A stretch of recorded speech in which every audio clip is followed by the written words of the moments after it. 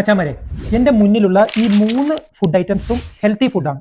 ഒന്ന് ഡേറ്റ്സ് ആണ്, പിന്നെയുള്ളത് ഗീ ആണ്, പിന്നെയുള്ളത് പീനട്ട് ബട്ടർ ആണ്. പക്ഷേ ഇതെല്ലാം അൺഹെൽത്തി ഫുഡ് ആകാനുള്ള ചാൻസ് ഉണ്ട്. ഡേറ്റ്സിലോട്ട് വരാം.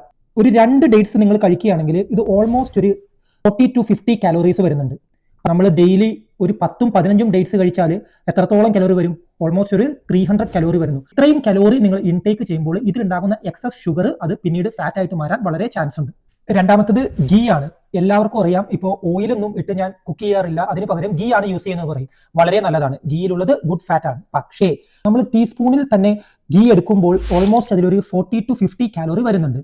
നമ്മൾ ടീസ്പൂണിലല്ല, അതിന് പകരം ഒരു ടേബിൾ സ്പൂണിലാണെങ്കിൽ ഓൾമോസ്റ്റ് 80 to 120 കലോറി വരെ വരാൻ ചാൻസ് ഉണ്ട്. ഫാറ്റ് ആണെങ്കിൽ പോലും ഓവറായിട്ട് കഴിക്കുമ്പോൾ ഇത് നിങ്ങളുടെ ഫാറ്റ് കൂട്ടാൻ വളരെ ചാൻസ് കൂടുതലാണ്. Last and final peanut butter ആണ്. ഈ ഒരു പീനട്ട് ബട്ടർ നമ്മൾ എടുക്കുമ്പോൾ ഇതിൽ നമുക്ക് ഹൈ പ്രോട്ടീൻ കിട്ടുന്നുണ്ട്, അതുകൂടാതെ ഗുഡ് ഫാറ്റും ഉണ്ട്. നമ്മൾ ഇതൊരു ടീസ്പൂണിൽ എടുക്കുമ്പോൾ തന്നെ ഇത് ഒരു 90 കലോറി ആയി കഴിഞ്ഞു.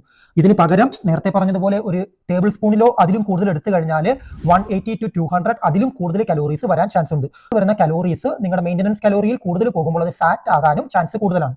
ഈ വീഡിയോ നിങ്ങൾക്ക് ഇഷ്ടപ്പെട്ടെങ്കിൽ നിങ്ങളുടെ ഫ്രണ്ട്സിലേക്ക് ഒന്ന് ഷെയർ ചെയ്ത് കൊടുക്കുക. നമ്മുടെ പേജ് ഒന്ന് ചെക്ക് ചെയ്തിട്ട് ഇഷ്ടപ്പെട്ടാൽ ഒന്ന് ഫോളോ ചെയ്യുക. Thanks for watching. Seller fit foodie. By.